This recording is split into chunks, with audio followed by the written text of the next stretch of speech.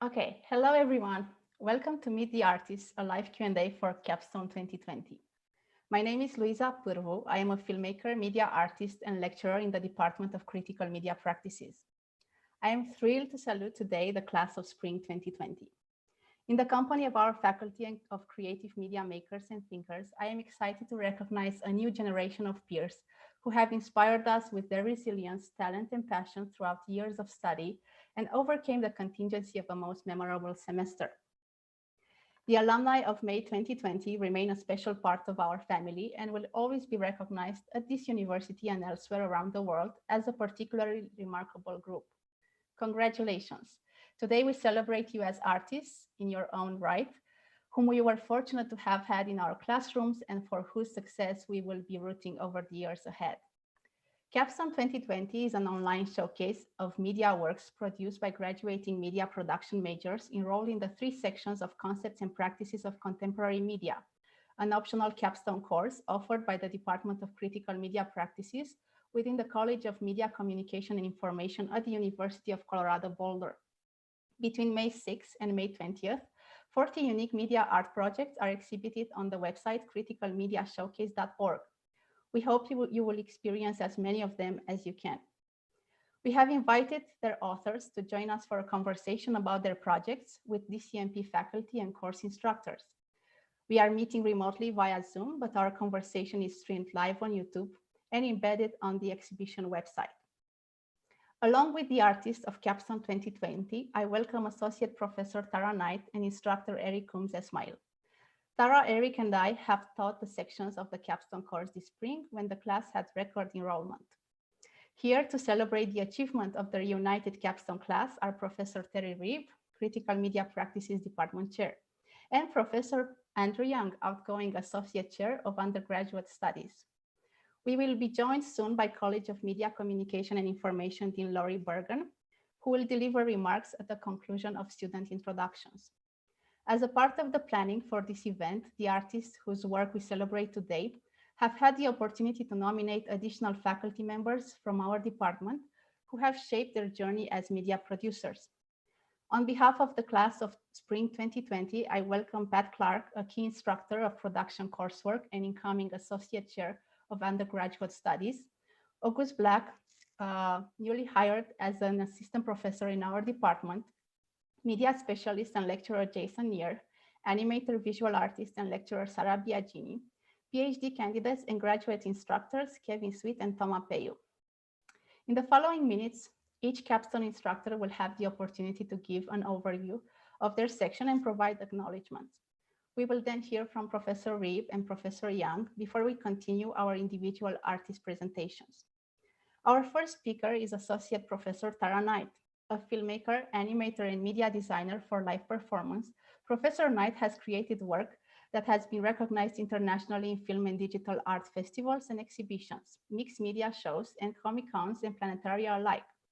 With Assistant Professor Erin Nespeli, she is the co-founder of NEST, Nature, Environment, Science, and Technology Studio for the Arts, bringing scientists, artists, and humanists in Boulder and Colorado closer than they ever have been before. Welcome, Tara. Thank you. Hi, everyone. Thank you so much for that introduction, Luisa, and welcome everyone to this unusual occasion that we're experiencing. So thank you everyone for joining us here in the Zoom chat and also on YouTube. So I was very proud that at least in my section, my students presented a fascinating and wide range of media arts projects in the capstone course, from meditations on climate change, Sam, to reflections on Colorado history, Ian, to custom coding, their own interactive works, you know who you are, to works about COVID, JC, and COVID in China. So everyone in this class displayed a true commitment to self-initiated, self-driven media works, which is invaluable in this field. I have to remark, of course, that our students did an amazing job adapting to the challenges of COVID. Max converted his entire bedroom into a musical instrument. Nick translated his closet into a recording studio. Alec and Cole faced the challenges of collaborating from home when you can't meet with your 14 other musicians or collaborators. Sophia, CE, and Sarah all kind of translated their gallery photographic works into printable, distributable books. Hunter, Fletcher, Mesa, congratulations on the technical demands that you faced this semester. Delaney and Mesa also, it's tricky to make a documentary when you have a no contact order with your documentary subjects. So congratulations. Every semester, I ask my students to do this kind of intellectual exercise that they begrudgingly do, where I ask them, so what equipment, exact equipment do you need to complete this project? And what happens if it fails or becomes inaccessible? And so most semesters that usually falls along the lines of like, oh, the camera I want is already booked the weekend I wanted to shoot, or my hard drive died, or I once had a student drop their camera in a toilet, right? It's usually along that order. Never at this unprecedented international scale thinking about equipment, accessibility, how to be a meaningful media artist in this moment. And I have to say that all the students in my section really did a professional level job of adapting. To work in this field is one of constant adaptation to the changing technological landscape and creative landscape. And you all did a really phenomenal job. So I congratulate you.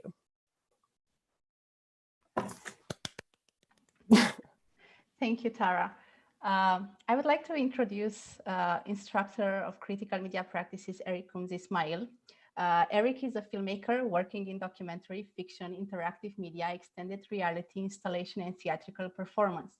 Professor Coombs Ismail is the director of the Center for Documentary and Ethnographic Media. His political commitment to exposing inequality and envisioning a more just society reverberates in his teaching and mentorship. Welcome, Eric. Hey guys, thanks Louisa.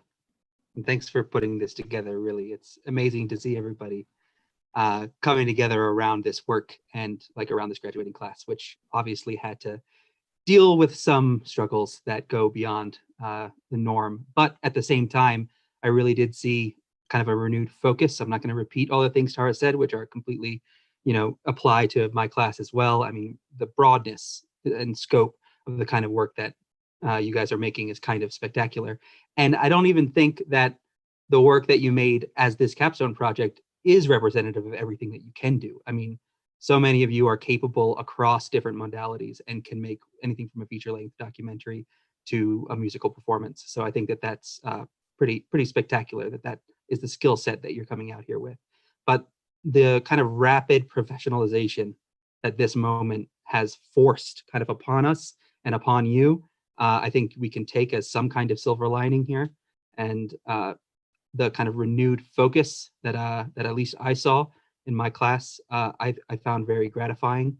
And yeah, I'm very proud that you were able to pivot everyone had to pivot, right, their projects to create something that not only was good for COVID, but was just a good project, right? And I think that just about everybody managed to do that. And for that, I am very, very proud of all of you for pulling it off and for really stepping up to the plate. And most of all, like beyond all of that stuff, beyond the projects and beyond the sort of pivoting and the graduation and all that stuff, most importantly, I think, is just how you guys managed to support each other through this. Like that was really like gratifying to see from my perspective, that you guys were able to sort of coach each other through this moment and make sure that you continue to communicate with each other, give each other feedback and support, and make each other's work better, right? And make each other better. So that, I think, is what should be what we walk away with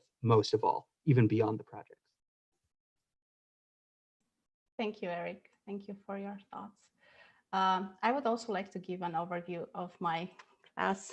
I want to applaud the students in Eric's section. The projects developed in the section of the capstone course that I taught this semester critically reflect the conscious and the anxieties of a generation. I am excited to witness my students find their own voices as original artists in music, animation, illustration, digital art, sound, photography, documentary, and essay film, as well as sound and audio narrative. This semester, many of them have taught themselves skills they didn't have before and have learned to embrace contingency and put it to creative use. I am proud that their work creatively interprets the themes that shape our current moment. We appreciate the enormity of climate change in Brian Bergman's stunning look at environmental degradation in the Colorado River Basin, Holly Riordan's evocative illustration of the transforming Rocky Mountains, while Jeremy Elder and Nick Goldman remind us why Boulder is unique in a candid love letter to our city. Jess Rainey's passion for meteorology has inspired us and provided new appreciation for the journey of the self-described aspiring broadcast meteorologist. Intertextuality fed this group's imagination. In Craig DeFeo's tribute to the legacy of Led Zeppelin, Matt Shanahan's original animated music video for Pink Floyd's The Gunner's Dream, a stark reminder of the horrors of war, and Bella McCluskey's 3 collaborative video pieces, part dance films, part visual essays inspired by the works of F. Scott Fitzgerald and Nikita Gill. Personal historical and geographic imaginaries interweave in my students' projects. Logan Bonjan excavates a forgotten family story between Latvia and Idaho in a touching documentary film. Sydney Angel uses humor and satire as a tool for political engagement in a series of original illustrations, music on the strange Democratic primary of 2020. And Luke Souls combines archival footage, interview, and creative reenactment to draw the audience in for a witty, performative, and terribly serious account from within the generation that grew up on YouTube. Narratives of loss, grief, and separation in response to an uneasy global pause for reflection inform the lyrics and music of Jack McLaughlin's original EP. His solo acoustic performance is spellbinding and meditative. His view of trauma and regeneration, at times melancholic, at times uplifting. Polar emotions also fill Eric Rivera's provocative music and videos. Combining hip-hop, R&B, Latin, urban, and electronica, Eric's music takes listeners to a sensorial roller coaster with his capacity to effortlessly combine words and sounds in ever-surprising ways. Last but not least, Gabe Kawamura has created an immersive narrative and soundscape, an imaginative international audio sci-fi adapted from the ambitious film project that he had intended to produce earlier in the semester. I commend my students' resilience and resourcefulness and continue to be inspired by our encounters. I now remember the afternoon of March 11th, as decisions were being announced about our transition to remote teaching and learning. Professor Reeb and Professor Young found time to visit my section, respond to student presentations, and assure the class that they will be able to complete their works. This afternoon, we are closing the loop that opened on that date. Since 2019, Professor Terry Reeb has been the chair of the Department of Critical Media Practices. Professor Reeb is a sound and mobile media artist and thinker whose work has been recognized by museums, galleries, and publishing houses across the US and Europe. With grace and compassion, Professor Reeb has led our department through the disruption of the past few months, making sure that this group finds support in unpredictable circumstances. Please join me in welcoming Professor Terry Reeb.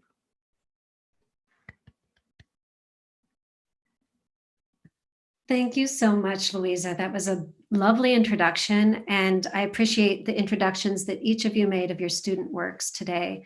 It's wonderful to see your faces. I have found an interesting silver lining in all of this, which is that I've actually met more people across our department because of these gatherings than I have in passing in the corridors in a year since I started as department head. And that really means a lot to me. It means that we are a close-knit community. Even if we're operating at a distance, we show a kind of care and compassion for each other, and our creativity shows. It's extraordinary to see this work presented in the website, and today with the tours that we'll have through the individual projects that will be featured. And it's also a testament to the incredible creative passion, commitment, and energy of our faculty, who've brought forward the work of all of you as students in the program in a format that can be shared with many people, including our dean, who will be joining us today, but also beyond the CU community. So as much as our in-person shows are really important and really communicate the work that we're doing and give us a kind of intimate connection to it, it's also really wonderful to see this kind of amplification of our message, and to know that it will have a shelf life for many, many years beyond this moment. So I want to congratulate you all, and I want to thank, in addition to Louisa, who truly has set the bar beyond with this event and with the new format for presenting our capstone. Eric and Tara as well. It's an extraordinary team effort that brought this together. And I want to also thank Jason Nair. I think I saw him in one of the tiles. There you are, Jason, for helping us with this equipment challenge that struck us in the middle of the semester in a whole new way. Thank you all. And I also want to leave you with a brief message about this new department, which you can build and you can design and you can anticipate all of the things you would like to have happen, but you never know what you are until you see the students come, and until moments like this where you see what they make and what they share with the world through their creative talents, critical insights, and commitment to community. So with that, I'll pass it back to Louisa to take us through some works. And thank you all again for your incredible effort, energy, and commitment. Thank you, Terry. Thank you for your words of encouragement, and yeah, for what you have said about me. Thank you. I would like to introduce Professor Andrew Young now.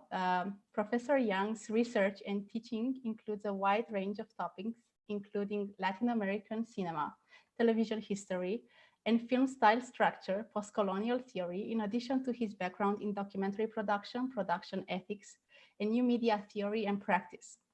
He has been the founding associate chair of undergraduate studies for the Department of Critical Media Practices since 2015.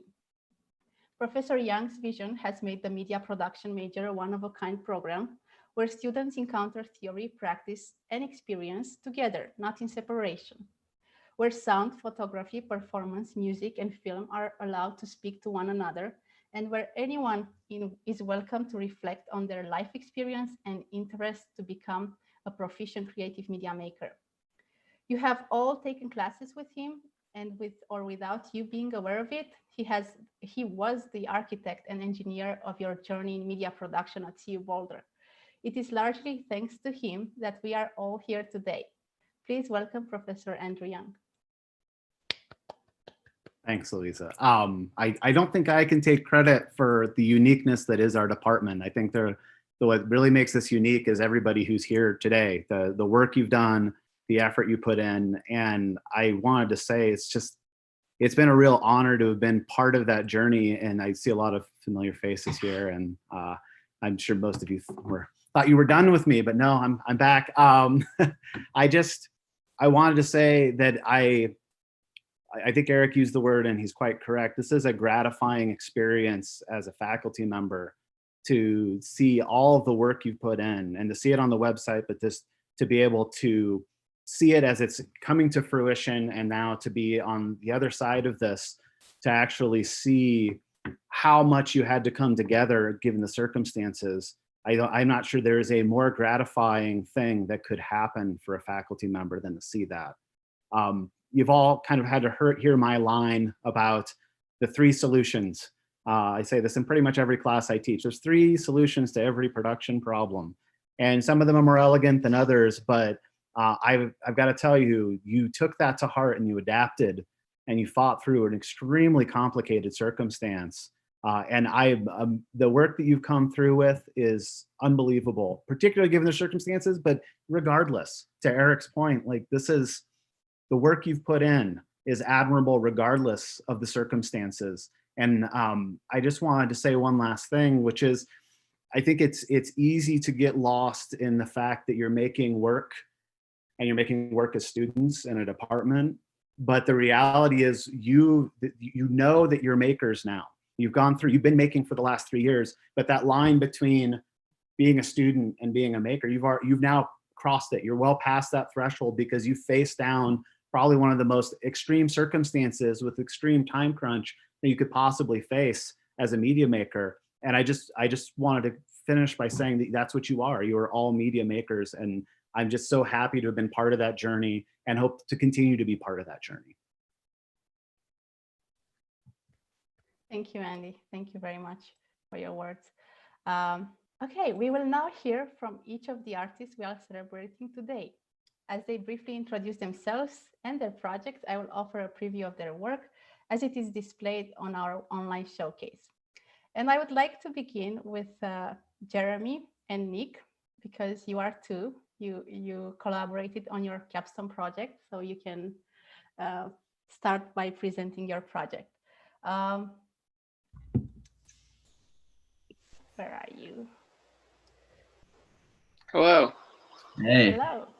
Hi. Nice to see you. you as well. Okay, so while you will talk, would you like to say your names, introduce yourselves, and while you will present your project, I will screen share the website and I will show people what you've done, at least briefly. Does that sound good? Yeah, it works. Cool. Okay. So should we go for it? Sure. Okay. Me and Jeremy have worked on a couple of projects together before.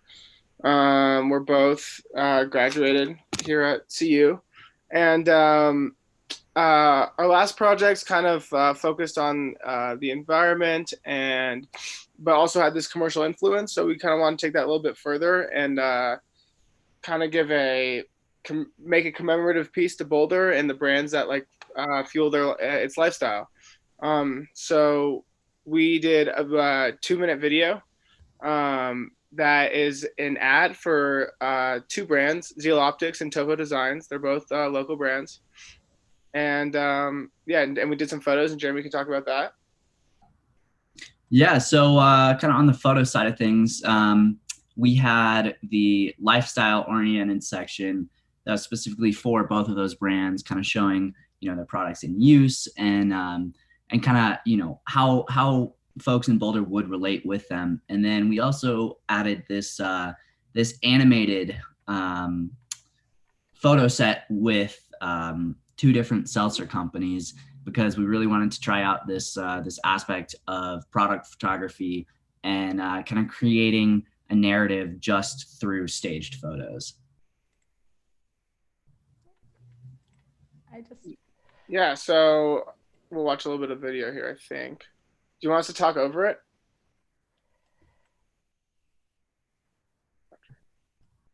Yeah, sure. Okay. So pretty much everything that you see that's kind of like in the Super 8 VHS format was archival footage that we shot kind of post-COVID. Originally, we were supposed to have a little bit of that, but it was supposed to all be shot in red. Here's like the red stuff you're seeing. We hired a poet and our friend to write the script for this video. So it's kind of a poetic ad. And we also hired a composer to do the music. So our visuals kind of match that sound literally and more figuratively. And it kind of tells a story of a day in Boulder and all the different activities that you can do in this community with these brands. And one of the things, Nick talked about right there was really that poetic aspect. We wanted to capture kind of this raw emotional cinematography and have that blend with the voiceover, just for folks that haven't been, lucky enough to live here in Boulder, as we all have, just to try and give them a little sense of what it's like here and what you can experience just day to day. Cool. Thank you. Thank you, Jeremy, and thank you, Nick. You've done wonderful work. Congrats. Thank you. Okay, let's hear from Sam Sanders.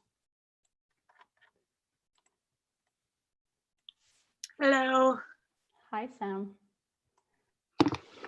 How's it going? Everything is going well. So for my project, I did animation that I built in After Effects. It was actually everything was 2D, and I created a 3D scene out of it. and I basically sent a camera through. And I was working with this band. They're a local Fort Collins band. They don't have a ton of content on the internet yet, or music videos or anything, so I wanted to mess around with some stuff, hoping that someday I can make an actual video for them. As you guys probably noticed, this video is only a minute long, and that was something that me and Tara came up with at the beginning of the semester, because we both knew that animation takes forever, and anything longer than 1 minute was kind of unrealistic. And I completely agree with that, and I'm glad we started at 1 minute, because I put several days of work into this, and if it was any longer, I don't know if I would have finished. But the whole theme around my project was touching on climate change and kind of just a view of like our apocalyptic looking world, something that our world may or may not look like in the future. And I wanted to make it kind of absurd and a little silly, because I didn't want it to be super depressing. And one of my big inspirations for this project is Terry Gilliam, who is known for his pretty crazy animations. Thank you, Sam. I enjoyed so much your animation. Thank you for your work. Thanks. Thank you, Sam. And the fact that you were able to achieve that much in this short amount of time is truly remarkable in terms of this type of animation graphics that you're doing. So congratulations. Thank you, Tara. Thank you for all your help too. Okay, let's hear from Evan. Evan Porritz. Hey, I'm Evan. I made a short narrative film this semester. It came out to about 8.5 minutes, called Akeda. I basically wrote, directed, cinematographer, casted, location scouted, edited. Basically, I did everything for this film except sound and assistant direct. Daniel Brown did my sound, and the sound came out great. So I thank you for that. And I was very fortunate to finish principal photography by March 1st. So I was able to have a pretty smooth ride with all of this, except with editing, transition from a good computer to an old laptop. It wasn't very fun. But other than that, it came out pretty well, I think, to the best of my ability. Can you tell us a bit about the story? Yeah, so the story goes on. So the story is basically about a mother and daughter, and it's a very religious mother. She's a Jewish mother, and she, throughout the story, sort of begins to talk to God, and God tells her to sacrifice her child, so she does it. And it's a pretty dark story, but I wanted to do something that I thought was a little bit different. Okay, thank you. Yeah, I really enjoyed your film as well. And yeah, great cinematography. Congrats for that. Great work. Okay, thank you, Evan. Luke? Hello. Hello. So my movie explores sort of my unconventional childhood, spending a lot of it online, making online friends, and sort of the experiences that I had in this subculture community in the early days of YouTube around 2009, and how all of that has affected me now. And this genre that the subculture was is called the Let's Play on YouTube, and probably a lot of you heard of it. It's still very popular. It involves recording, playing video games with commentary, and this movie just sort of explores all of that. Okay, I'm going to show a bit of your film. So I used a combination of archival footage from when I was a kid, some videos that were uploaded to YouTube in that community, as well as shot footage. There are some stills, but I would actually like to share the beginning of your film. Is that okay? Sure. At least at 20 seconds. Okay, let's see if we can play just a couple of seconds so we get.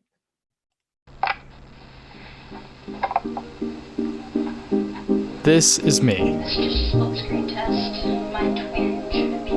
recording. Hello. I used to record everything when I was a kid.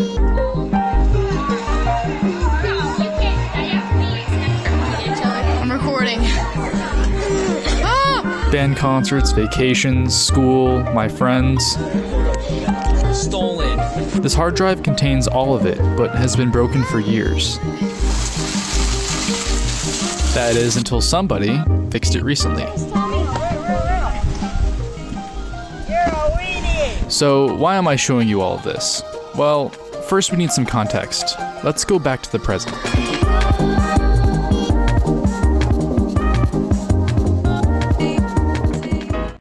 Okay. Thank you, Luke, for your work. Amazingly edited film. Like storytelling. I have no words. I was so impressed by what you were able to achieve by the end of the semester. And yeah, you worked so hard for it. So congratulations. Thank you very much. Thank you. Okay, let's hear from Mesa. I'm not sure if Mace's here. Oh. Okay, so maybe Lori Bergen, our dean, has arrived. Hi. Hi, Lori. Hi, Lori. Hi, everyone. Nice to see you all. Happy Friday. Nice to see you, Lori. I hope you enjoyed the presentations. I'm excited to see everything. So thank you for inviting me. Thank you, Lori. Thank you for coming. Okay, let's hear from Danielle. Hi, I'm Danielle Brown. I grew up in a military household, and while I was in college, I studied different kinds of media creation. So for my senior project, I decided to make a 5-episode podcast series about the military lifestyle and the impact that it has on the people associated to the US military. So that includes the impacts on dependents, spouses, civilians, and service members. So I interviewed several of my family members as well as friends I've made from living all over the world. And we had conversations and told stories about different aspects of being involved with the military. In the podcast episodes, you hear about some of the best and worst parts of the military lifestyle. And my hope in making this piece was to help build the military community, increase our understanding of military family dynamics, and uncover the giant influence that the military has on everyone. I'm really proud of the platform that I created to host these special stories, and I really just want to thank everyone who supported my creative process. Thank you, Danielle. I really enjoyed your piece. There are 4 episodes for now. Are you planning to continue this series? Oh, 5 episodes, sorry. There are 5 episodes, and I would love to continue this if my life went in a plan that was associated to the military. Okay, thank you very much. Let's hear from Gabe. Hi, everybody. I'm Gabe, and I created a audio story that's called The Hope Equation. I wrote the screenplay. It turned out to be about 18 pages long, and it's actually the story itself is about a little bit over 18 minutes long as well. My process, I started kind of with like a vision in my head. I actually made some storyboards as well, even though it's an entirely audio-based project. And then I went through a casting process as well, ended up with 2 great actors who play the 2 characters in this film. And yeah, the whole process was really fun to make. I kind of went about it like making a film, like editing a film, putting all the clips and tracks and audio layers on top of each other. The only difference here is that there was no video track. So when I was editing, I saw like the big audio project down below, and then I rendered and exported it out. And yeah, I did some pretty extensive research too, researching some like sci-fi things, what the future of space exploration might look like, what the astronaut suits might look like in maybe 50 years and everything like that. So it was really fun to make, and I really what really excites me about this project is that I have like some really quiet moments where I was kind of like struggling to figure out like what kind of the sounds would look like or would sound like, but then also there's some really loud moments that are pretty exciting to listen to. So yeah, that's my project, The Hope Equation. Thank you, Gabe. I think you did amazing under the current situation. Like, you were not able to film your fiction film, but I'm so happy that we found this solution and that you were able to complete your project in this form. Thank you very much. Okay, Sophia. Hi, everyone. I was waiting for my name to be called. I was getting nervous. I am largely inspired by my community, and I wanted to use my privilege as the first person in my family to go to college and my status as an American citizen with South American parents to sort of collaborate with who is around me and to sort of combat or at least challenge and complicate these ideas of immigrants and the others that I just see so often in the media. And so I created a series that is primarily, well, in this iteration, it is my literal family. And the concept I want to expand and obviously move on into other iterations once it's safe to leave the house. But essentially, I wanted to just give space to see, for these people to be seen as more than immigrants or more than a statistic, and to sort of just give space for their voice to be heard. And I use different formats of photography, digital, analog. Here you see a 4x5, which is a large format image that I developed in my bathtub, and it's my dad and my sister. I mixed the formats of photography to kind of tailor the story to them, and also I just wanted to explore and experiment, and ultimately each profile of each person, they had the final say, and I just sort of was the medium that was organizing it, but they said, I want this photo, I don't want that photo, and it was highly collaborative in that way. Yeah, so these are more images that you see of 4x5 and 120 millimeter photography, and then it goes back into some digital work. And this process I feel like has been really valuable because in a sense I was able to work with my family and just hear their stories and have them articulate more of their experiences to me that we know inherently as a family, but to hear them actually articulate it and give voice to it, I feel it's a really big privilege. And thanks for everyone for supporting me. Thank you, Sophia. I loved so much your project. It's so meaningful what you've done, and yeah, I was impressed by it. Thank you. Thanks and so much. Just on a technical note, Sophia did transform her bathroom into a dark room. It's true. It's true. It still smells like chemicals.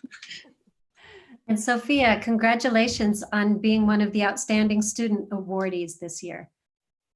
Thank you. Thank you. Congrats. Yes, congrats on that. Okay, let's hear from Michelle. Hi, everyone. Hi. So my name is Michelle Ruprecht. I just graduated, obviously. My work has been grounded in documentary. And my capstone film, 817, is a personal documentary about the last 2 years I've spent with my college cohort, and specifically the circumstances surrounding the college experience and the specificity behind it. My goal with this project was to show the underbelly, or more like my experience of youth and college culture. And my aim was to evoke a sense of empathy in my audience by showing them this more personal documentary. More recently, the film's morphed into how we're dealing with our final semester as it's been impacted by COVID and what the world after the COVID world after college has to offer us. And I would specifically like to call attention to what it means to bring personal documentary into a public sphere, and also how can the filmmaker subject relationship be exploited. That's mostly what I'm interested in, and I'd like to take a moment to thank Eric for his guidance over the past few years, and thank you for helping me grow both personally and professionally. Okay, I'm showing a little moment here. Michelle, I want to congratulate you for the camera work, and it's incredible. You've done a 2-hour documentary feature. How did you manage the editing in such a short time? The editing, I guess I've had my community came together and got me the resources I needed to. So thank you to the anthropology department and Eric himself. Okay, thank you for your work. Okay, we'll have Eric Rivera.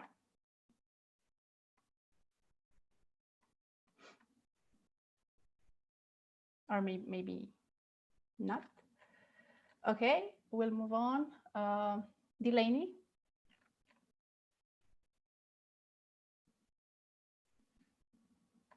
No. She was here earlier, so I wonder if her connection dropped. Okay. So maybe, Okay. I'll maybe come. circle back. Yeah. Okay, I'll come back. Jackson Landis. Hi everybody. My name is Jackson. For my final project, I made a pilot episode to a web series I called Side Quest. It was heavily inspired by the show Drunk History on Comedy Central. But instead of getting drunk and talking about history, I played a video game and told a story about that video game. Yeah, it was a lot of fun to do. The story I told was about Sonic the Hedgehog and his original redesign when his game was first being produced. It all took place in the 90s, so I got my hands on an old VHS camera and used that to film pretty much the majority of my project. And it turned out a little differently than I would have liked due to COVID, but I am still quite happy with the way that it came out. And yeah, I just want to thank everyone in my class. They were a huge help in inspiring me and helping me come to a final project. So yeah. And also I noticed that this is a series, right? You're planning to expand on this.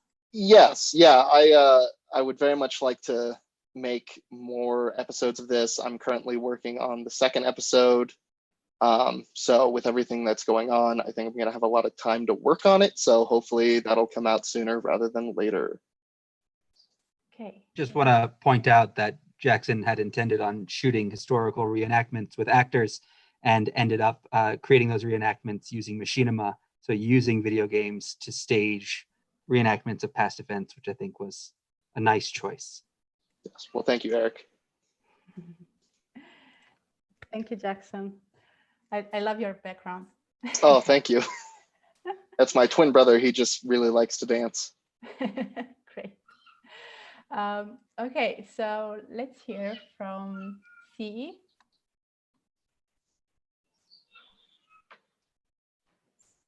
Or not. I haven't seen C yet on the call today. Okay, Taylor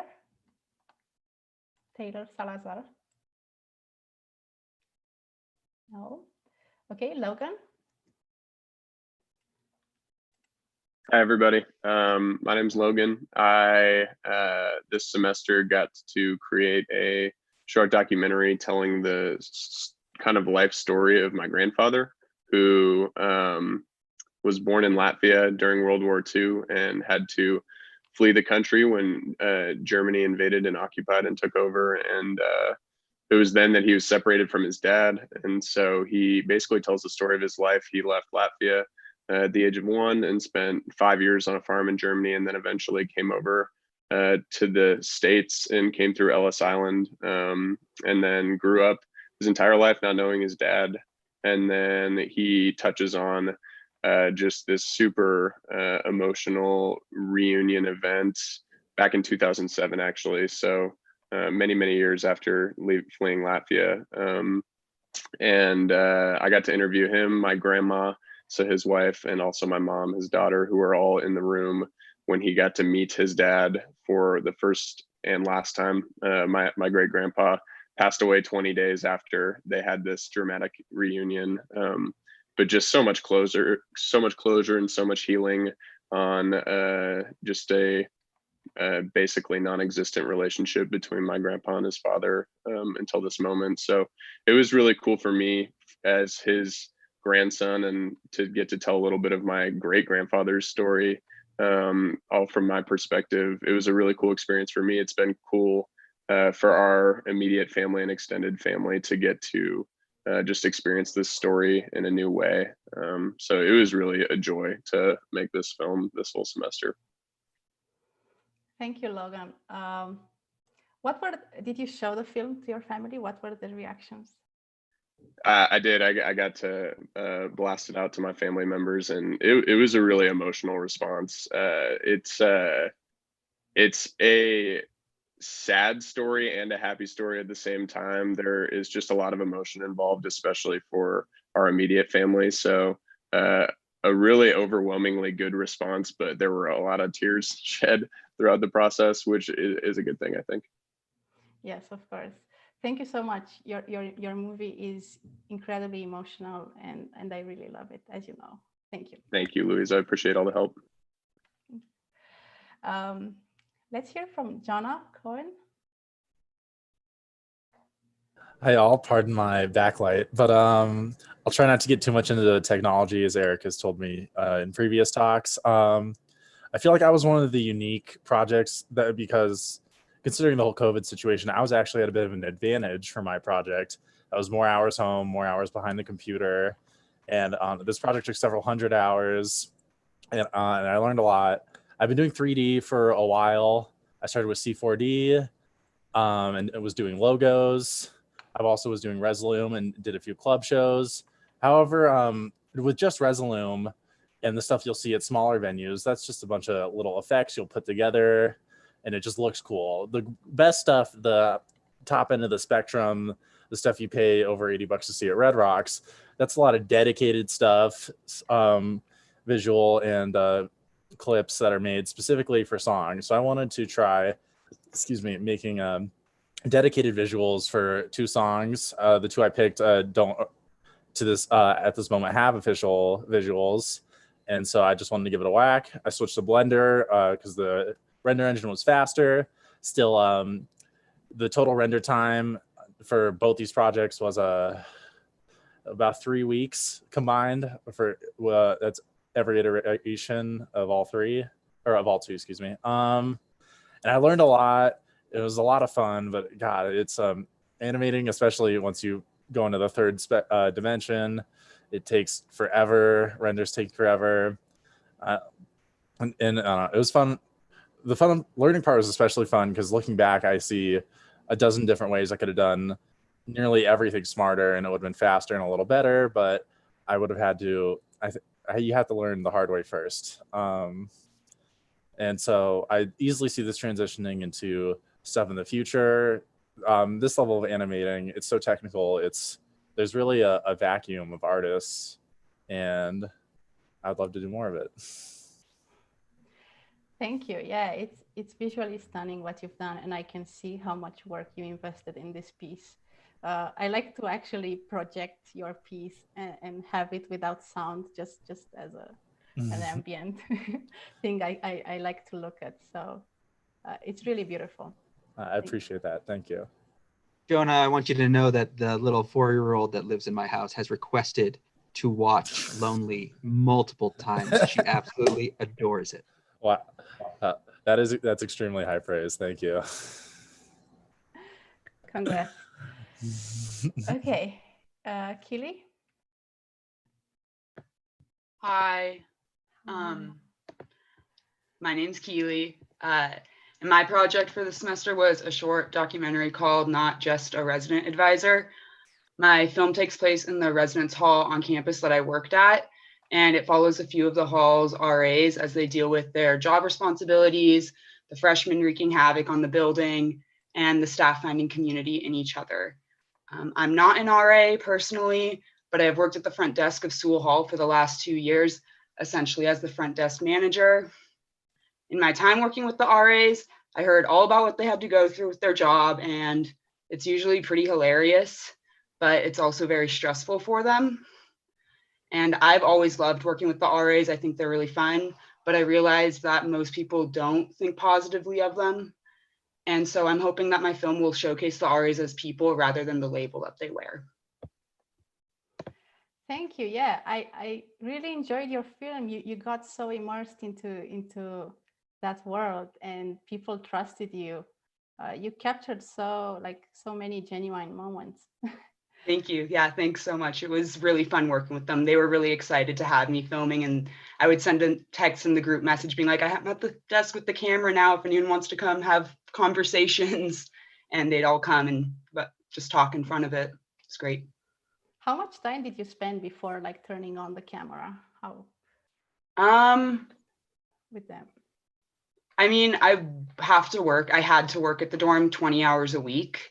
So I had already kind of built up a really strong relationship with them from the semester before.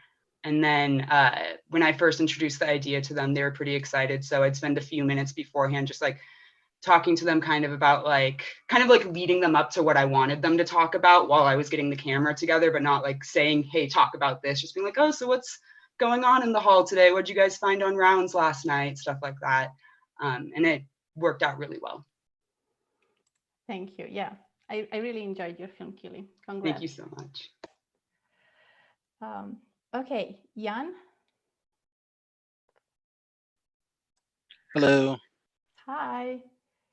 Oh yeah. My name's Ian Fahinier. I create a short documentary called A Routine Drive, going over the drive on US 36 to Boulder. A few clips have it from found footage from news sites, as well as an old documentary about cars that I procured. I also shot some footage of myself driving as well, some bumps, but it's pretty short. It's like a 4-minute clip. But I thought about this during the time when the landslide happened on July 8th or around that time in 2019. I was like, so much traffic. So I just wanted to show people that we're gonna need roads. You're gonna evolve as we progress, and I just want to emulate that through my documentary. But I just like history too, so I just wanted to put some history elements into it as well. How did you find the footage? I really enjoyed the archival footage that you used. I came across it. I believe my sophomore year when I was just looking around, just online. I just came across it. I was like, I do enjoy that. I watched it full, but I forgot about it until this moment. I was just thinking about what I'm going to use. What I'm going to use since COVID makes things just a little bit more difficult. But I found it again. I was like, yes, I remember it from back then. Yeah, Ian had an unusual challenge where a lot of his work was going to be about the traffic jams on 36, which then all of a sudden went away. So it became a challenge of how to document something that was no longer happening. So good work, Ian. Perfect skill for the moment. Okay, let's see. Do we have Holly with us? Congrats, Jan. Holly, Zingdong, Jen, Kelsey, Schaefer. No, I believe Ian was the last one. Okay, sounds good. Okay, thank you all for presenting your projects. I hope I didn't forget anyone. If someone joined us in the meantime, please let me know. I'm not able to see everyone who's here, but I hope I didn't miss anyone. Okay, so I would like to, we are thrilled to have with us today, as you've seen, Laurie Bergen, PhD and founding Dean of the College of Media, Communication and Information. Since 2015, Dean Bergen has led the push for interdisciplinary media education at CU Boulder. A nationally recognized leader in teaching, scholarly research, and creative work, she works hard to make sure that our community is well recognized on campus and beyond, and that our alumni continue to see CMCI as their home. Welcome, Dean Bergen. Thank you for joining us. Oh, wow. Thank you. Thank you for such a nice introduction, too. I really appreciate it. It's just so nice to be with all of you this afternoon and to really take a moment to celebrate all of the wonderful work that you all as students and working with our faculty, all the things you've accomplished. And I also get to say congratulations to our newest alumni, which is feels really good to say that word. I wish we could let off balloons and sparklers, but just we're so proud of all of you new graduates. So congratulations to you. One of the things I wanted to start with was just to acknowledge everything you all have done, just the extraordinary efforts to move into this remote format, all of the research and creative work that you've all done over the past couple of months.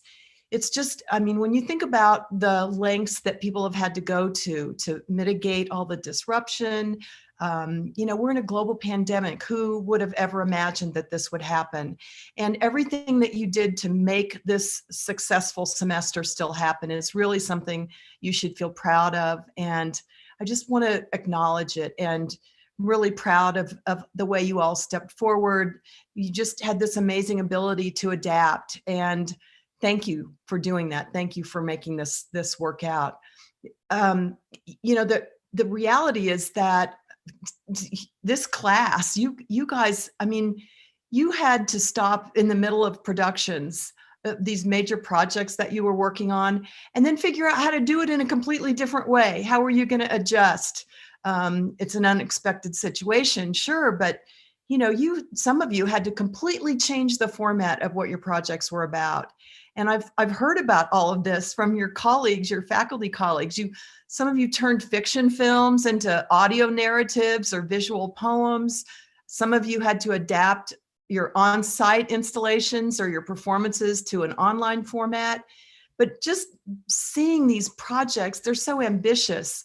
This is just really amazing. So there really aren't words to describe how impressed I am with the work that you've done. The only thing I can say is that we've all learned to pivot at one time or another in the work that we do. It's great to learn resilience and flexibility. And you probably all also experienced this kind of rely on your team to help get you out of a bind. But I have to say, in all of my years working as a journalist or as a faculty member, as a scholar, you meet deadlines, you solve creative challenges. I cannot for the life of me remember an experience anything remotely like what we've asked you all to do this spring. So consider yourselves well prepared for all that might lie ahead for you. And I would just have to say welcome to what is probably our new normal, because quite honestly, when I see the kind of work that you're all able to do, it's really exciting. And this is an exciting new normal in many ways, because your skills as communicators and as media producers, as storytellers, you're connecting with people. These are the skills our world is going to need even more going forward. And congratulations, because to you new graduates, to all the students who've done all this great work, all I can say is thank you. Thank you to all of you who've done this. Thank you to the faculty and also our staff who've done so much to help support you in all your accomplishments. So let me just take a moment to thank a couple people in particular too. I want to say thanks to Andrew Young, who's the outgoing and founding associate chair of undergraduate studies for DCMP. He's always had a vision for a really unique and integrated production program. And of course, he's the guy who made sure it became a reality in a very short amount of time. So kudos to Andrew. He's always offered all of you as creative makers just a really well-rounded media education. So I would say, that's been his focus for the last 5 years, and his success is really reflected in what we've seen today and all the work of students. So thank you so much, Andrew, for all that you've done. I also want to thank Terry Rube, who's department chair. Many, many thanks to Terry for all the thoughtful and visionary leadership that she brings to the department, and also her support and guidance during the transition this semester to all this remote teaching and learning. I have to say, Terry is probably just the most tremendous advocate for both faculty and students, and she really made sure that students were supported. So a big thanks to Terry. I also want to acknowledge Jason Neer and Emily Johnson, who are part of our CMCI staff. Again, I can't say enough about all of their behind the scenes work, the creative problem solving that they brought to make sure that there's a really prompt turnaround on equipment during the transition. So big thanks to Jason and Emily.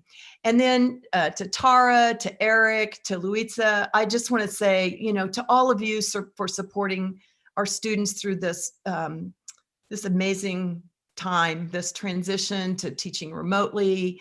It's just really been a huge heavy lift on the part of so many people. And I hope you know how grateful we are to each of you for the work that you put into this.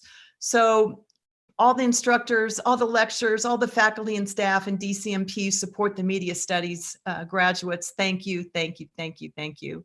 The last thing I want to say, I'm just really inspired by what you all have done. It's remarkable. You've done amazing work. I would just say that, the positions that you have in your future, you learned how to be ready for them during the semester and before with the work that you've done working with our faculty. And you're going to leave us, I hate to see you go, but you're leaving us with the knowledge and skills to really share these talents with the world, and you'll make us proud. So congratulations again, and go Buffs. We're really happy for you. Thank you, Laurie, very much. We are so grateful that you have accepted our invitation. And even more importantly, that you continue to support the work of students and faculty in our department. Well, it's really a pleasure to be with you all today and to see this amazing work. So kudos to all of you. And I'm going to stay with you for as long as I can. I have to leave by 5:30 though, so proceed. Okay, thank you very much. Thank you, Laurie.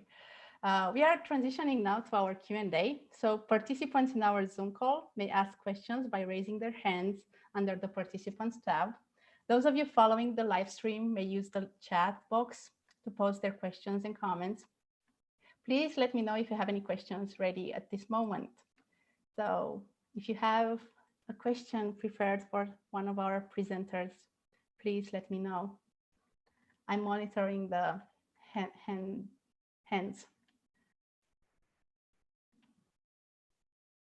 I actually have a question for, yes? Sophia had her hand up, but not in the raise hand section. Oh, okay. Let's see. Sophia, hi. Hi, wait, how are you supposed to raise your hand? I think if you go to participants. Participants? I think. Oh, sorry. I thought you meant literally raise your hand. But my question was for Danielle. I think both of our projects are really personal, and Logan too. I'm not sure where he went off to, but my question was for anybody who worked with people that were really close to them, like their family. Was there anything that surprised you or that you didn't expect to come up by working with people that were in your family or that were really close to you? Danielle, would you like to start? Sure. I interviewed my little brother for this project about what he remembers about growing up in our military lifestyle, and some of the stories that he remembered, I remembered very differently. So that was very impactful for me. Okay, and Logan?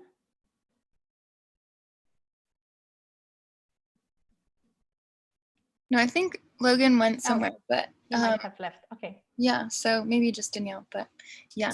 Sophia, can I ask you that question back at yourself? Okay, what did I ask again? What was surprising? I think similar to what Danielle was saying was just like the different perspectives on the same sort of theme. your theme was military lifestyle.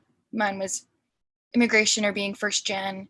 What surprised me between me and my sister's experience was that we look very different, and I was surprised to hear her thoughtfulness in terms of her appearance and how she was read as a Latina or as a person of color, and how now she's a mother of 2, and you can see my niece featured in my sister's profile, and the thoughtfulness that came out of what it means to pass as white but be Latina, and like all of this sort of articulated in just a really simple phrase of like, I hope my daughter never is even conscious of what she looks like.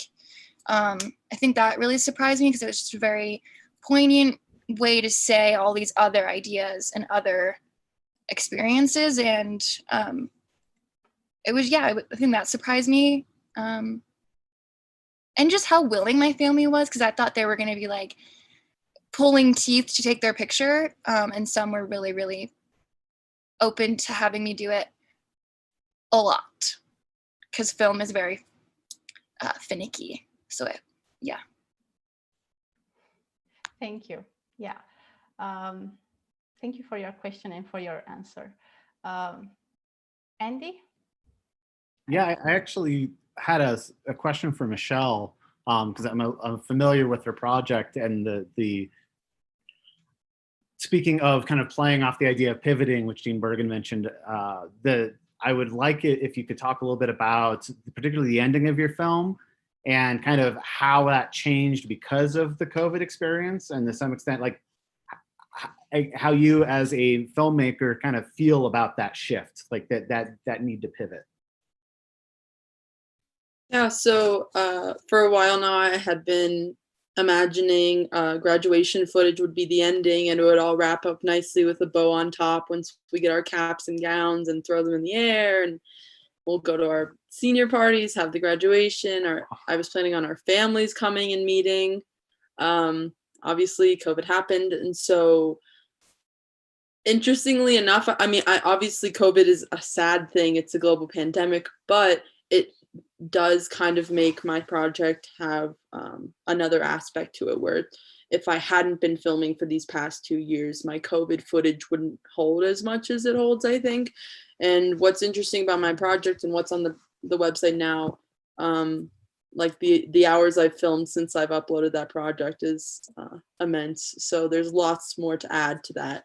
And I'm just excited to keep working on it. And I think that although COVID made editing very frustrating, and my graduation plans, like personally and both like with the film, were changed, I do think it just kind of sends it in a different direction, maybe giving it definitely giving it meaning it didn't have if it were just a normal graduation.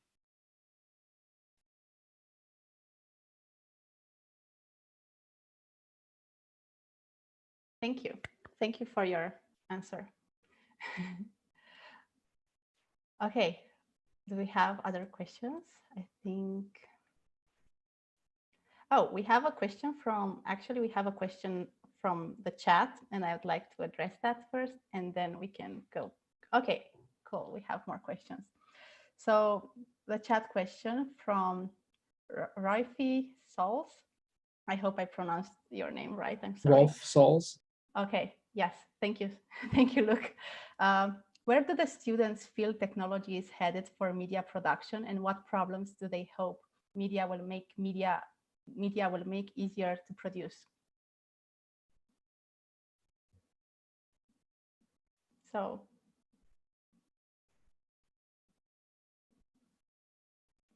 does anyone would like to answer this, or like just take a chance of like saying their opinion? I'll give it a stab. Okay, go for it.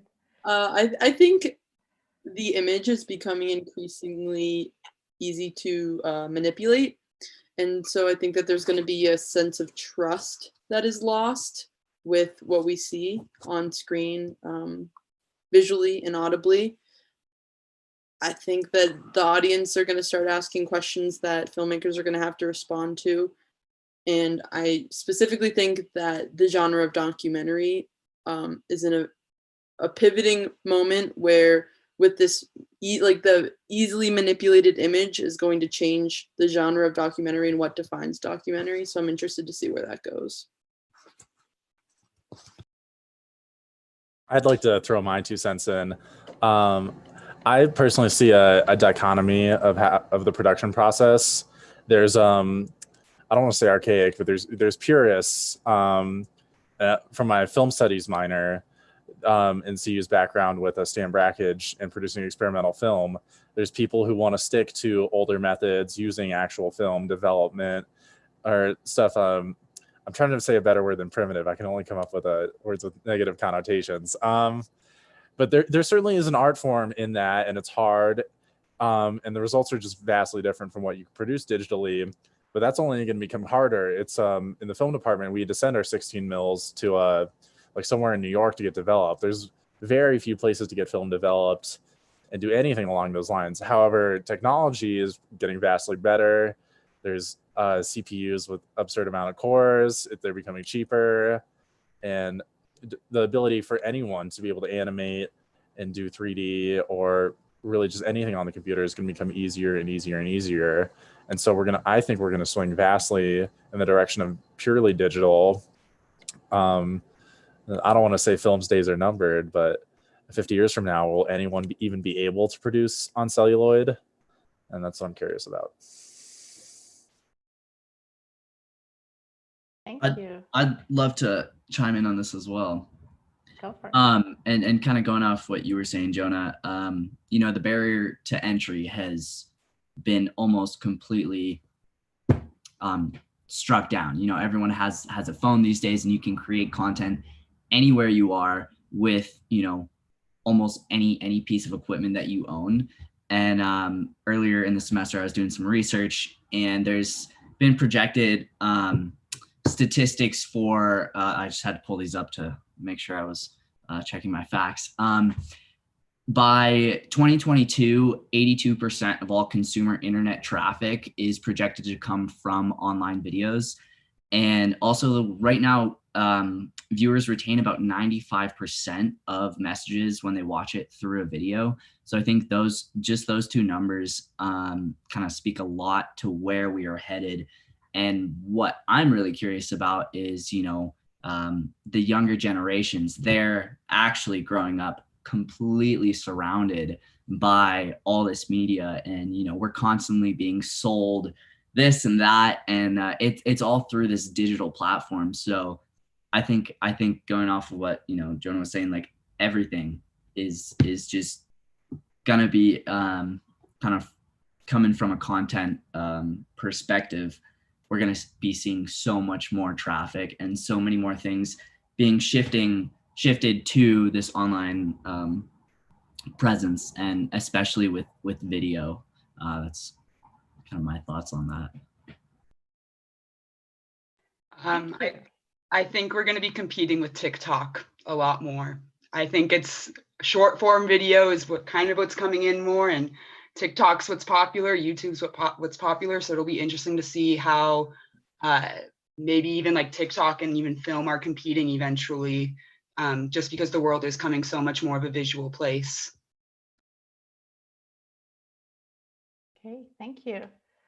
I'm curious in response to Jonah's comment, Sophia, what do you think about analog versus digital that you're using film for your photography? Let me think.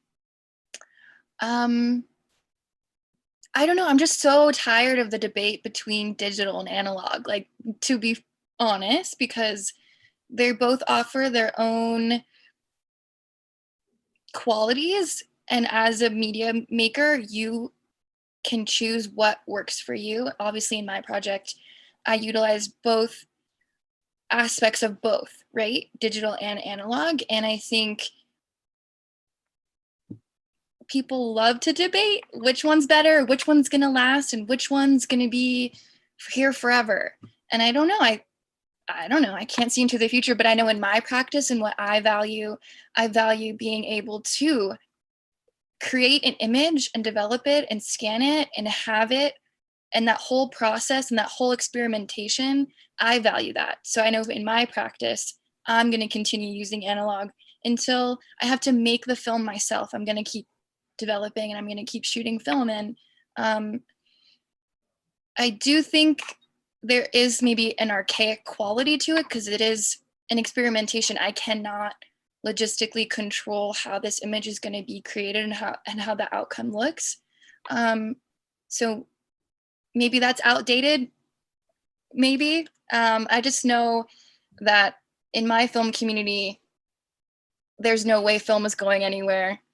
Analog practices are alive and well, and you just have to find what suits your project and your creative process. And if that's not analog, more for me, you know?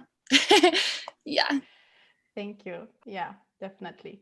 Okay, we have a question from Pat.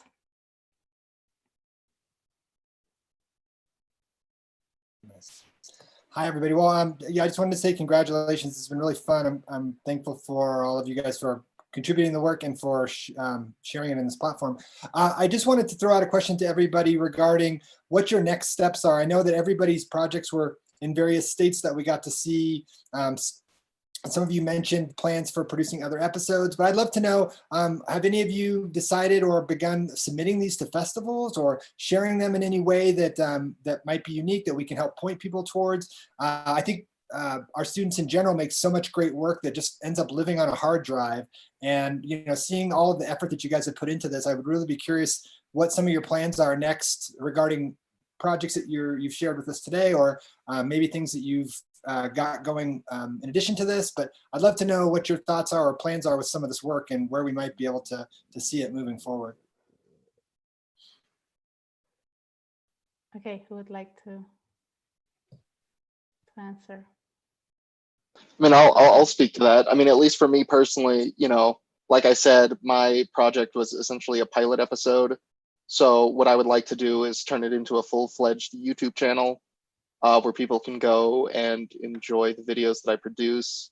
I definitely want to continue with the side quest series, but I also want to expand out and try some other projects along the same line, see how that goes. But yeah, I definitely want to expand upon it.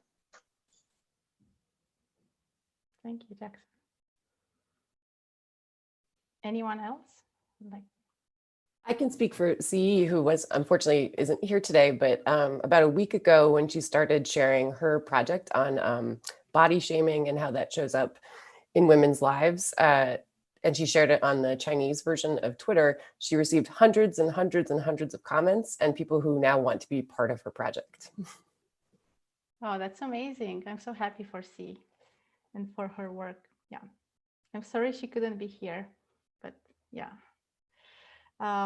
Okay. Anyone else? Sorry, I feel like I've spoken a lot, but hopefully if COVID allows, potentially in November, if not in the spring, I really hope to have a physical installation on campus at CU, and hopefully I will be able to do so with the support of the B2 group. And, if we can safely do it, I would love to have sort of a gathering and occupation of space, because so much of the work and stories are about not having space and not being seen. And so I think the physical manifestation of that is really important for this project. And so hopefully if COVID if it's safe, I'd love to do that. If not, perhaps next year. Okay, thank you. Kevin. Oh, Sam, sorry, Sam's hand was up. I don't know if you wanted to say anything, Sam. Yeah, I just wanted to say that I am hoping to continue working on this music video. It might take a different direction based on like how much influence the band wants to have with it, because that was more or less like my project. Like I was the brain behind all of that. So I'm going to be continuing to work with that band, and I also made connections with another band to hopefully start doing some different media stuff with them. And they're based out of Boulder, so. Thank you. Anyone else? Okay, Kevin, I know you have a question, and I will. Sure. I mean, I have two. I'll save the other one for the end because it's a very like schmaltzy. Everyone's graduating. What's your advice for people who are gonna have to deal with this next semester? I just asked it, but it is actually super helpful for people. So please do respond to that at some point. But just because out of purely selfish reasons, I'm really thinking in response specifically to the work that sort of explicitly engages with questions of community and identity. And there was quite a bit of people doing that work in this group. It was really heartening to see. So whether that was Sophia's My Family of Immigrants, so like opening up the spaces and complicating identity, that kind of thing, or Sarah's 9 Planetary Limits, this installation work, which wasn't just giving information, but doing so in an aesthetic way to speak to the poetics of it, not just the data. And then Danielle's this military life in sort of creating a platform for community. But I'm really curious for, opening this up to all of you, what you think about the role of art or the artist as a critical mediator. You are in critical media practices. You are critical mediators. That's what you are going into the world to do. So I'm really curious about what you think about that role and taking on that role, and how perhaps you want your work to continue to do so as you move out into the world. Thank you. Thank you for your question. Who would like to? I'll say something to that. I think as artists, it's extremely important that we consider what we're creating and the messages we're sending, not just our intention, but how it's coming across to those who are seeing it. And by doing that, it's just really important that you're actually going in and representing these people as accurately as possible in a light that they think is an appropriate and in a light that makes sense to others. And looking at the community, not just the individuals for that, because I don't know, there's just a lot of variation. It's so important that you get it right, because what we're making could change people's opinions on these people, for the good or the bad. And that's just really important to consider when we're creating things. Thank you. Anyone else would like to respond?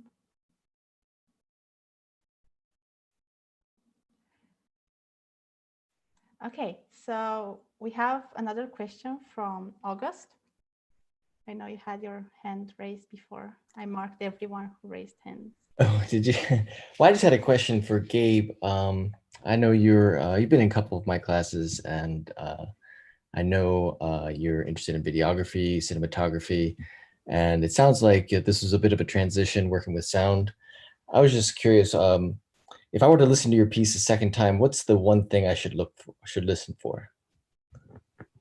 One thing you should listen for. I integrated some psychoacoustics, so it's like really quiet things that you might not pick up on, but your ears still hear it because you can never turn your ears off. And throughout a couple of the scenes where we're starting to either ramp up tension or we're trying to build more connection between these characters, there are some little these little tunings that I added to the very bottom of the track. I think, let's see, if you listen to the scene when they're at night and they're talking about how far away Earth is and how many, or when's the last time they have looked for it, then there are just some little things that you might want to listen to or maybe tune into next time you watch it. Cool, thanks. How was it working with sound and not having the camera to deal with? Right. Yeah. It was the same and different at the same time, because I kind of approached it as if I was editing a film with video, but it was very different because I didn't have that video reference and I didn't have anything visual to work off of. If I'm making a film and the branch of a tree snaps, then I can see that and then I have to add that in there. but then without any of that video, then I would just have to really make it up all in my head. So yeah, it was both the same, but also very different as well. Thank you. Thank you, Gabe. You had a question, Gabe, right? You had your hand raised. Would you like to address? Sure, yeah. My question was for Luke, and I know that you had your hard drive and it had footage from years and years, and that must have been a lot of hours of footage. I was just wondering how you went about organizing your footage and how you decided which clips to put into your film. Yeah, that's a good question. I probably spent a little bit less than half the time just going through all of it and just sitting there and just watching through all of it because there was hours and hours and hours. I just looked for clips that just felt relevant to what I was talking about, or if it was clips of myself, just kind of show the audience what I was like, I guess, or if you've seen the film, kind of the difference between my online personality and my in-person personality, and to kind of show the difference of my online personality was definitely a factor. Thank you. We have a question from Jonah.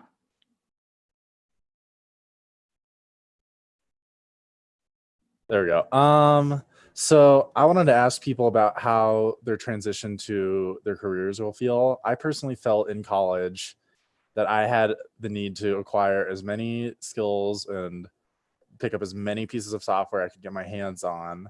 And this relates back to my original point of how the availability of technology, and it also is a double-edged sword. If everyone's able to create, how do you stand out?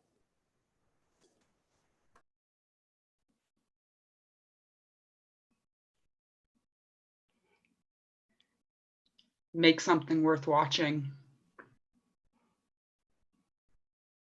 I think especially now with this oversaturation of content being produced, you have to have something you have to have an emotional aspect that catches someone to keep their attention. You need to connect with people on a deeper level than just, the visual aspects. I think the easy answer is just to be yourself, right? But I think the marketing answer to that question would be a little bit less authentic, and I don't know what that is, but there's definitely two routes. You either find your audience through just being yourself, and you find your audience through people just liking your content, or you find it through a different area, I think. Jonah, would you like to add anything to this? I was going to maybe just add to that. What I see in the work today is really a kind of breadth and a blend of creative and critical sensibility. And I think that kind of capacity that you've developed, each and every one of you, is the kind of toolbox that you carry with you to go out into the world and to think critically about your experience, about what you're seeing all around you, and to metabolize that, right? And inevitably, that kind of unique metabolization will bring a kind of specificity to what you put back out through your work. That doesn't guarantee you some kind of spotlight in the greater landscape, but it will certainly propel you to keep making the work. And it's over time that you come to understand something even deeper about the trajectory of your practice and your voice as artists.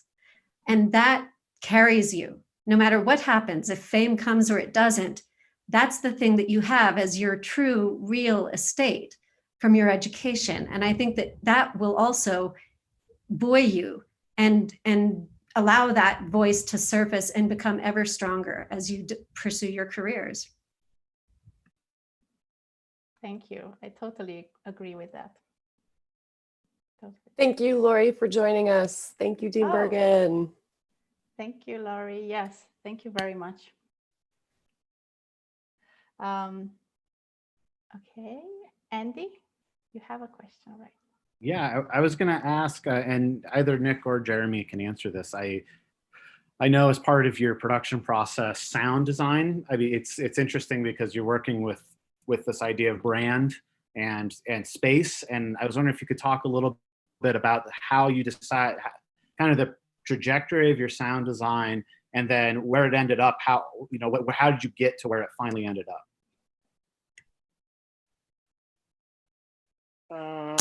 We had I guess we recorded most of the sounds just on location. Like we'd like do a take, and then we do, I think we had like 6 or 7 or maybe like 5 or 6 shoots, and we do a take, and then we then kind of like when we finished filming, we would like then start rolling sound. So we'd like kind of like reshoot but just sound, and then we'd like transplant those sounds into the video. And then some things taken off, like free sound, epidemic sound, for more of like the background and like ambient stuff.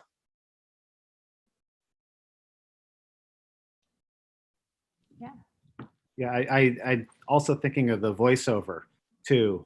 Yeah, we used your guys' the lab in Case to do like all the sound work, and we were planning on re-recording, at least because that was like kind of like our first shot at it, and we were planning on re-recording them. Obviously we couldn't, but we made it work. I think Jeremy probably could add some stuff to that too. Yeah, thanks for not locking that little sound booth there. That was great. But yeah, so I guess I could talk about the composition that we had done for it. My old roommate, he's amazing on the keyboard, and we kind of came to him and gave him some themes, showed him the script that we had written, and said, we want this feeling and this emotion to come out of it. And after I think only 3 drafts, we got the feeling that we wanted. He interpreted the words into musical notes, and I think he was able to evoke the emotions through the sound that we were getting at. Thank you. Betty, would you like to ask a question? Yes, hi. First of all, that was really wonderful. Thank you all. I had a question, Gabe. We haven't worked together, but that was really interesting to hear about how you ended up having to get to know so much about sound work, and it sounds like really interesting sound work as well because of this. And I'm wondering if anyone else had an experience where, we all wish we hadn't had to pivot due to the situation, but where you learned something, either a hard skill or just, something more internal from this process, whether there was anything that was rewarding about the way you were forced to pivot. Yeah, thank you for your question. Actually, this was also my question to everyone. So I would like everyone, if you can address it and talk about what you've learned maybe during this experience.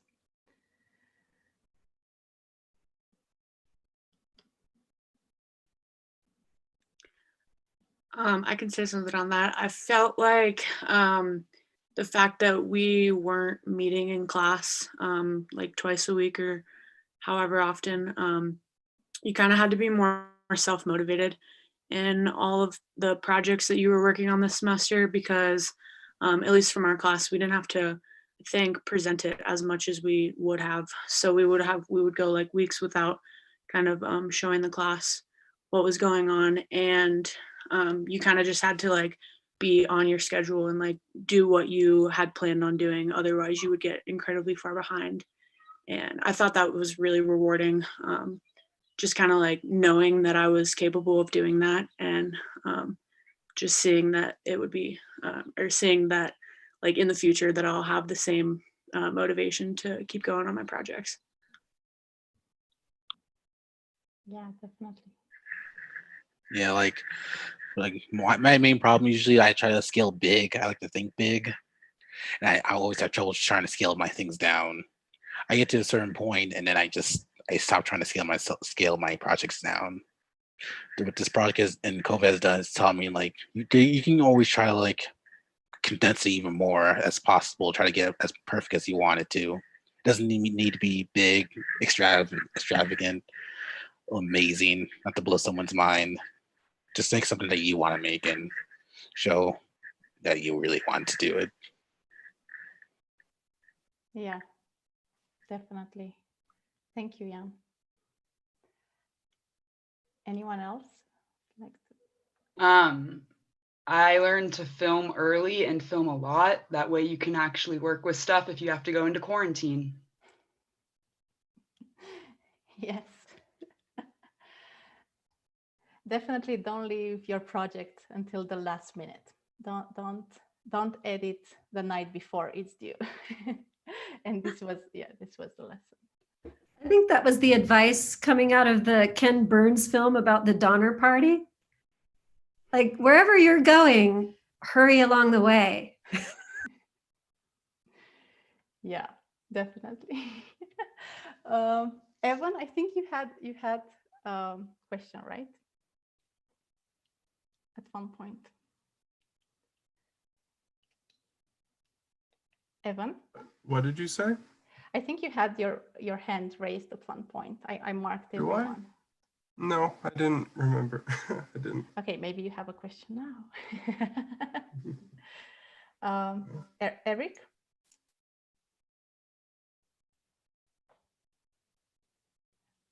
That was a really long time ago. I don't remember what my question was. I know, but I know. I'm sure it was a good one.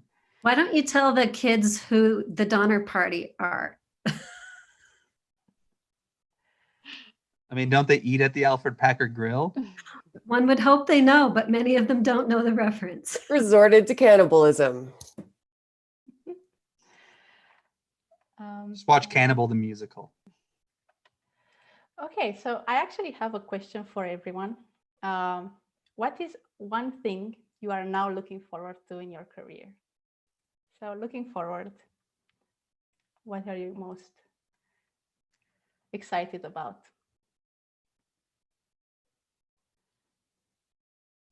I'm the most excited about the relationships that I'm going to strengthen and create within my community and whatever those lead to. I'm just most excited for the sort of solidarity that comes with working persistently and a lot with the same people and new people and how that branches out into a bigger group. And just remembering that that's really why I'm doing this. And so I'm just most excited to see where that takes me, but knowing that the relationships for me is what it's about.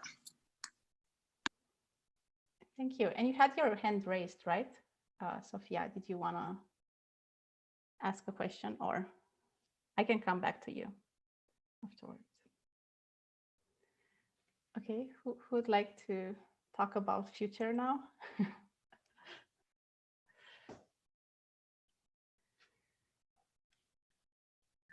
I'm excited for like any challenge to come and trying to overcome it. Even if I may like trip over it, I will still try to get up and keep going forward. That's the only thing we can do. So that's why I'm looking forward to seeing what I can do.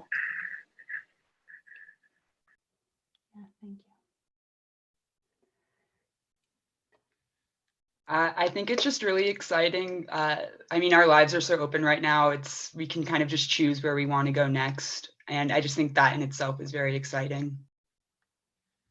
Bouncing off what Keely said, I was thinking throughout college, I've had to experiment with all different kinds of media, and I've really been looking at like everything that I can play with basically. And now going into a career, I'm deciding like what I want to play with, I guess, if you were saying it in that way.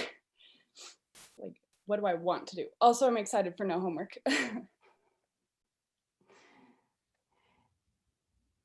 Yeah, thank you. Jeremy, what are you excited about?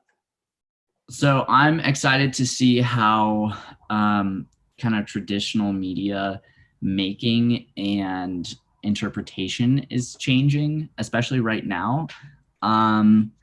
There have been some projects that will hopefully come out soon that are so different. And I think because everyone's had so much time to kind of work on new skills during quarantine and kind of think, I think this whole experience has made people think differently.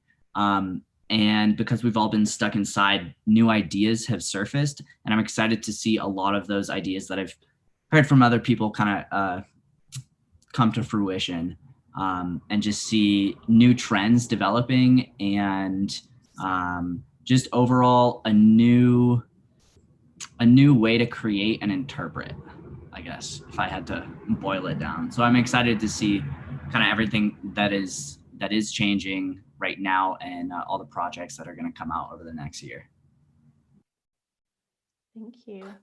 Because there are so many animators in this group, I was on the phone yesterday with folks who work at Amazon Studios, and animation is the only kind of commercial end of production that's moving forward right now, right? Because you can do it remotely. So I just want to toss that idea out there in terms of, you know, if you wanted to work in a kind of more commercial end that's hiring right now.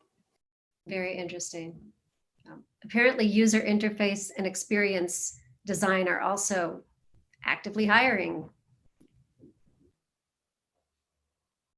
Yeah. Well, we have here Jackson is not there anymore. Are you there? Sorry, I was closing my windows. I don't know. I mean, I'm just excited for the future in general, you know, to see where things go. And I mean, I'm excited to get out there and start a career.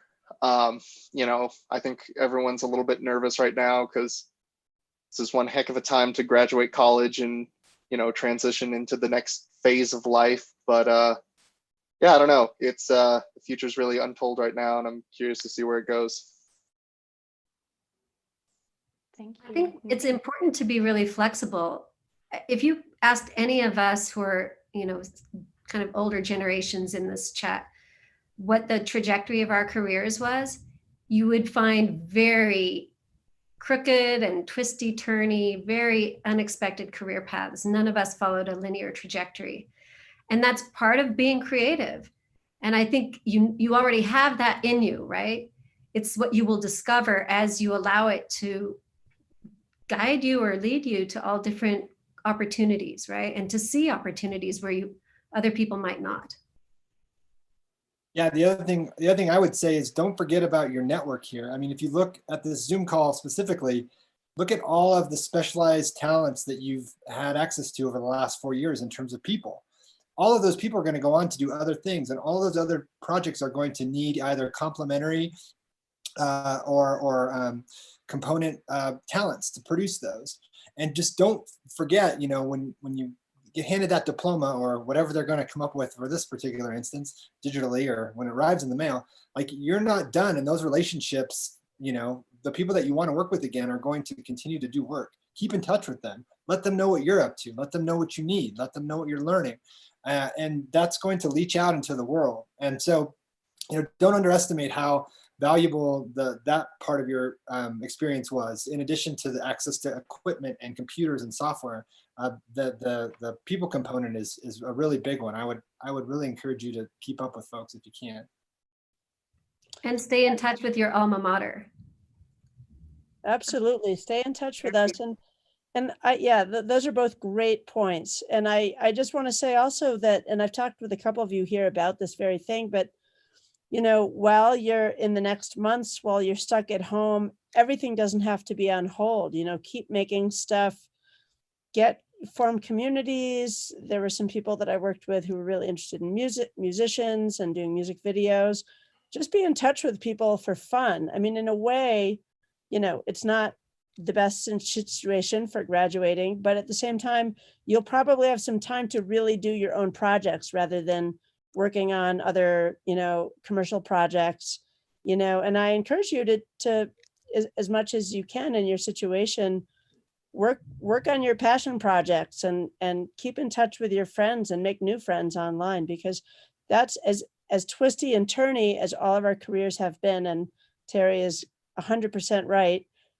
so much of it ends up not really to logical things, but to friends who have opportunities for you. So I really encourage you to do that, not in like a Machiavellian way, but just, find your people and keep up with them and share your work with them. Thank you, Betsy. Thank you, everyone. I would like to hear from all of you students before, like graduating students, before we are closing our meeting today. So if Luke would like to say what. Speak on what? I'm sorry. What are you excited about for your like professional career in the future? Like what and what are, yeah. I guess I'm excited for anything that I'm going to create in the future. I would say that less than a year ago, I was dead set on moving to LA and doing the whole traditional Hollywood route. There's definitely other options these days. Just excited for anything that I'm going to do in the future, I guess. Okay, thank you. Nick? I'm excited for the opportunity to just keep on doing what we love to do and hopefully make a career and a living out of it, and collaborate on important, impactful projects that shape our future. I'm excited for Coronavirus the Musical, and I think that's it. And just thank you, Louisa, for everything that you've done for us and all our other teachers that have helped us along the way. Thank you. Thank you for being amazing students. Evan?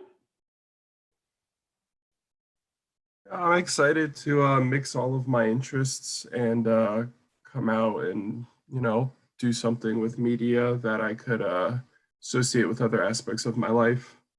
I like to tell people I studied media, but I would enjoy doing 1,000 different things.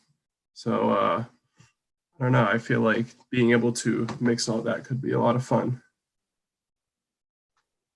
Thank you. Yeah, Keely? I don't know if you did you get to say?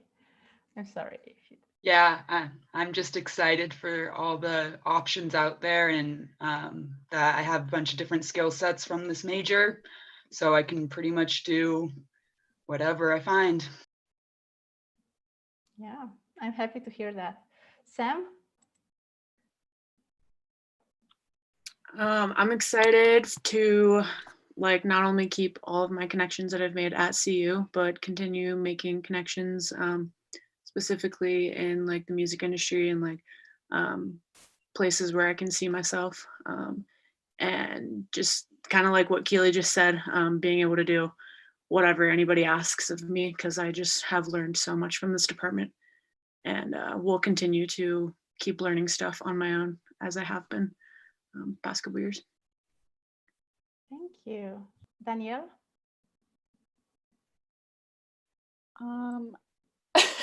I definitely said I was excited to figure out what I want to do. I'm not excited to leave CU because it was so fun to keep learning. So I'm definitely looking into grad school. Cool. Michelle, thank you, Danielle. I'm excited to see where I'm supposed to end up, and I'm looking forward to the non-linear route that gets me there. I look forward to expanding my connections. It's through other people that I've really been able to figure out what my interests are, and learning what I don't want to do that points me in the direction of what I do want to do. So I look forward to that. Thank you. Gabe? I'm really excited to work with people that are honestly just like everybody who I've been working with in this department. All of you people are also amazing people, and I'm really excited to continue working with all of you, and then to meet new people that are just like you, because the people are a huge part of the creation process for me, and I really can't do it without everybody else, and I really appreciate that. And I've actually, tried to, I've thought a little bit about, maybe later on down the road, I might, teach or something like that even on the side, because I've been inspired by, and honestly, I've been inspired by all of you, all of my teachers that I've had in the media production program. So I really thank you for all that. But also just the passion of creating stories and creating media and everything like that. The passion is really inspiring to me, and it's what keeps me going and what keeps me making new projects and everything like that. So I'm excited for the new projects and the people and everything like that. Thank you. Thank you so much for your words, Gabe. Thank you so much. Jonah?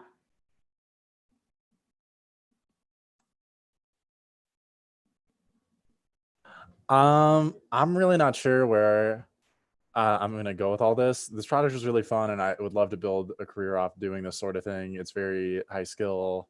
It's very hardware demanding. And so I'm in a unique position where I'm able to do stuff and some can't. And I would like to pursue something that isn't nepotism related, I'm going to say. I don't know. My dad is a very social guy. He knows a lot of people in Denver. My family knows people in LA. My great aunt is in the Directors Guild. But I'd prefer to stay out here and make something out of myself on my own merits. I could maybe end up doing more club shows that I've done, and those are certainly fun. I'm a little nervous about those being able to pay the bills, though. But that is my greatest concern right now: finding something that I love doing and I'm not doing just because it's the only thing available to me. And we're all kind of a little slowed down because of COVID. And so I don't know, the next 2-3 months are super uncertain for all of us. Yeah, but we can also focus on the positives that come from this period, right? You have more time with yourself and with your creative being, so you can maybe explore new paths and find new ways of creating.